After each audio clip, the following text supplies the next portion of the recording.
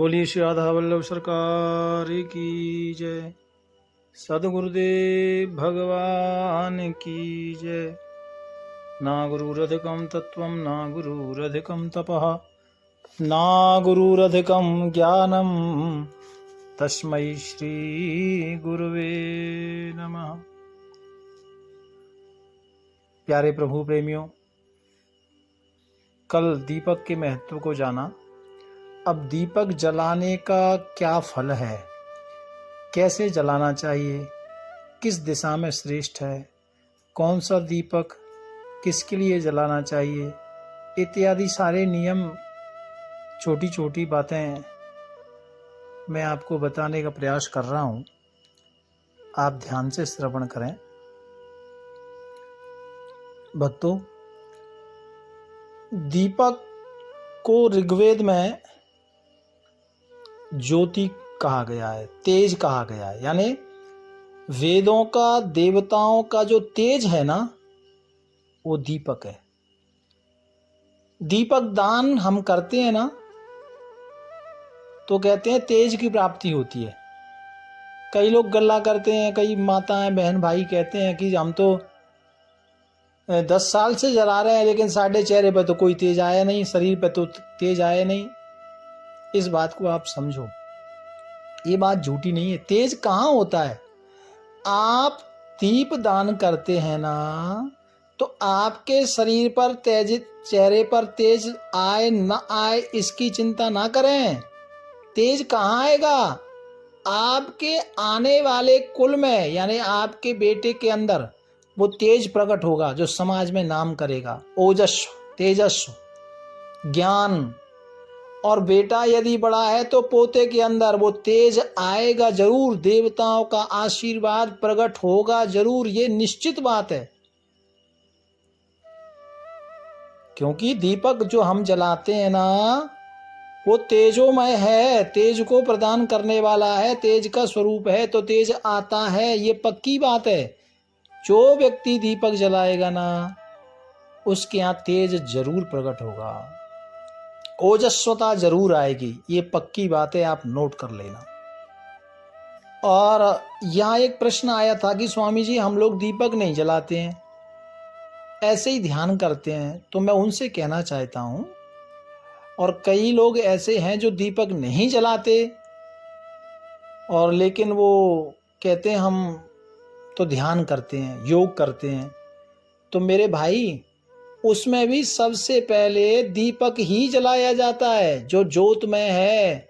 जो योग वाले गुरु होते हैं ना, वो भी कहते हैं दोनों आँखों के बीच में, हृदय में या मणिपुर चक्र में या कुंडली में, कहीं भी वो ज्योत ही जलवाते हैं। वो कहते हैं आपसे कि ये यहाँ ऐसा विचार करो कि एक ज्योत जल रही है ना, एक तेज निकल रहा है।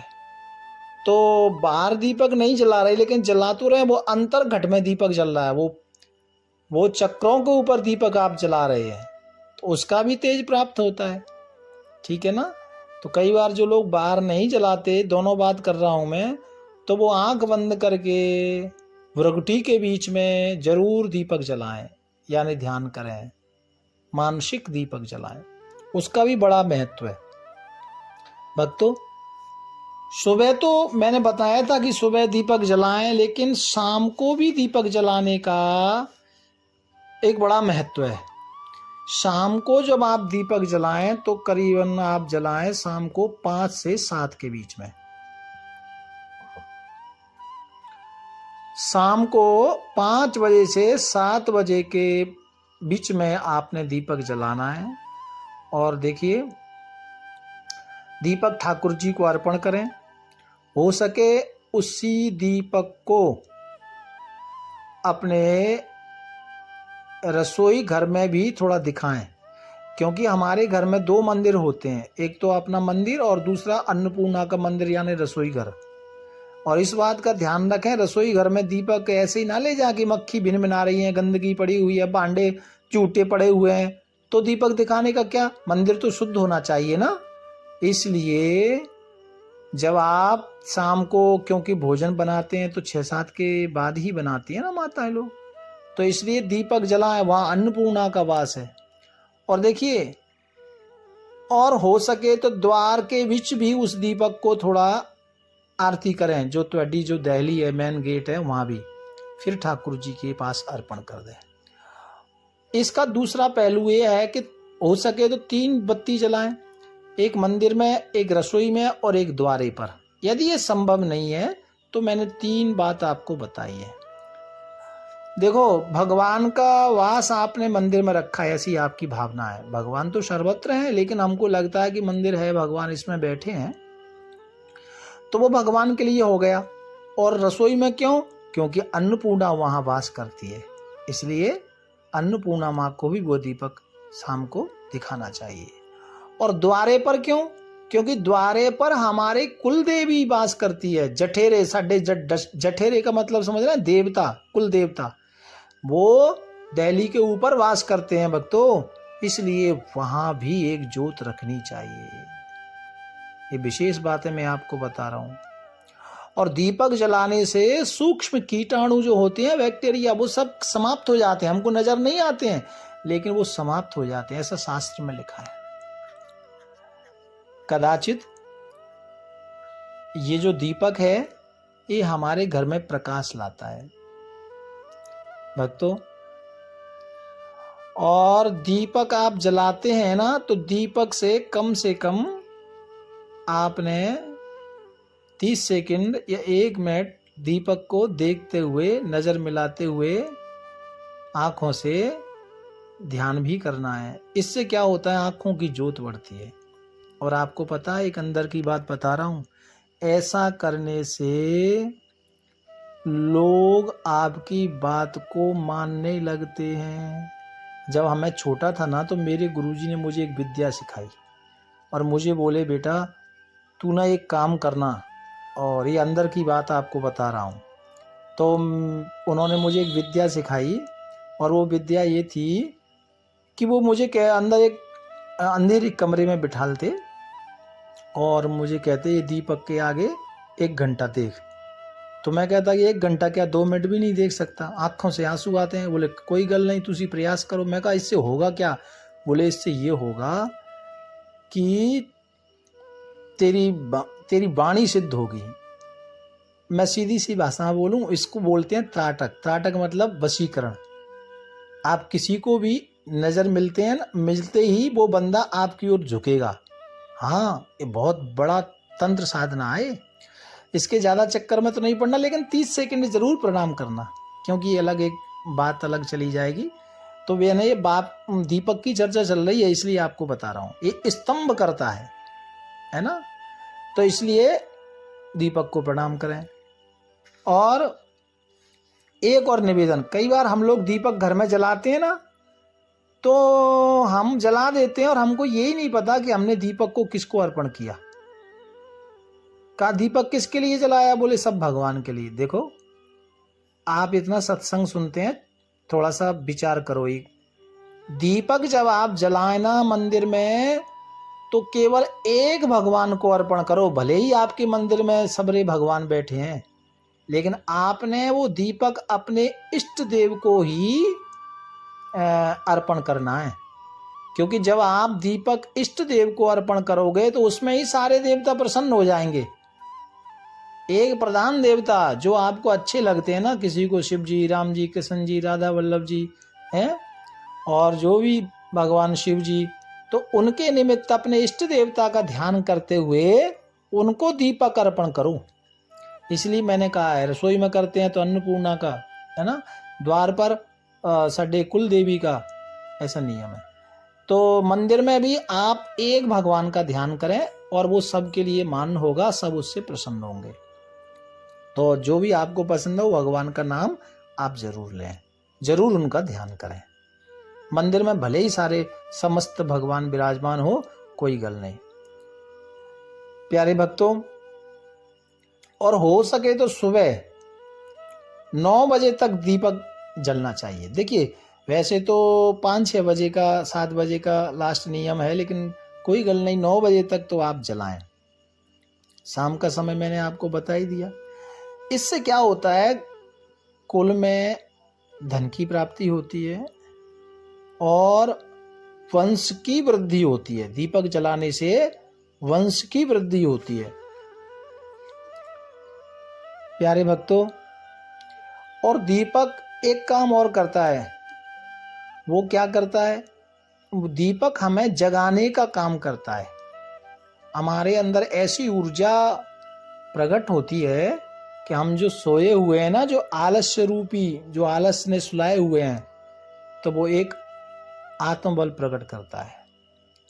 कई बार लोग पूछते हैं, स्वामी जी दीपक में फूल बनता अच्छा होता है? ज़्यादा खुश होने की लोड़ नहीं है ना। ये गल्ला करते हैं ना लोग, फूल बन गया, भगवान जी प्रसन्न हो गए। तो क्या दीपक जलाया तो भगवान जी प्रसन्न नहीं हुए? ये सब बेकार की गल्लाओं के चक्कर में मत पड़ो। फूल बन गया, कई बार फूल बनना स्वाभाविक भी होता है, ठीक है ना। अब बंदा जन्म कर्म में कभी दीपक जलाता है कि अंदर फूल बन गया, वो इसी बात में घमंड में आ जाता है कि मैंने जोत जलाई और मेरी जोत में फूल बन गया। हाँ, तो वो उसी घमंड में, उसी मद में जो दीपक जलाने का फल है ना, उसको भी समाप्त कर डालता है। तो फूल बने ना बने इस बात पर ध्यान नहीं दें। आप इस बात पर ध्यान दो कि दीपक मेरा ठाकुर को ग्रहण हो, मेरे इष्ट देवता को प्राप्त हो, ठीक है, भाव से। कई बार ये फूल बनना, दीपक पर फूल बन गए, अच्छा होता है, ठीक है, अच्छा होता है, मैं ये नहीं कह रहा बुरा, लेकिन मैं ये कह रहा हूं कि इसके चक्कर में ना पड़े, ठीक है।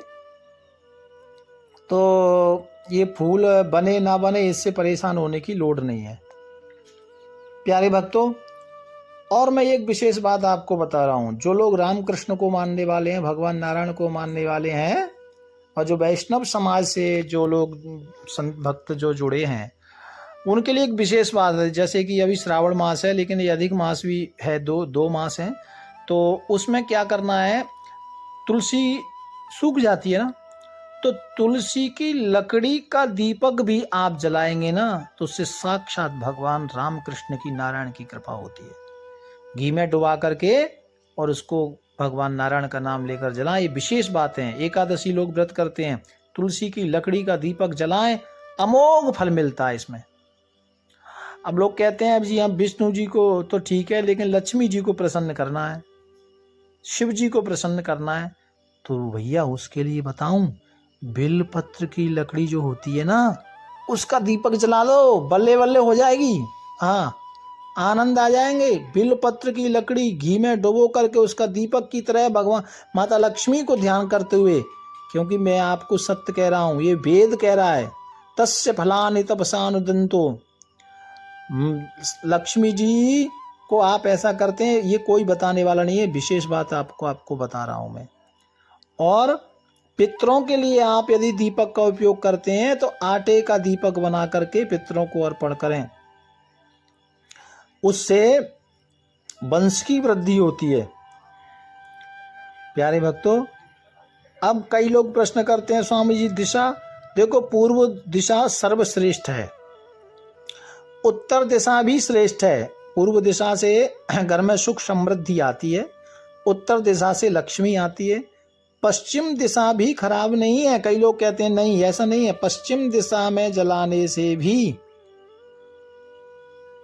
कर्ज, यदि बहुत ज्यादा कर्ज हो रहा है ना, तो ऋण चढ़ जाता है, तो वो ऋण उससे समाप्त होता है।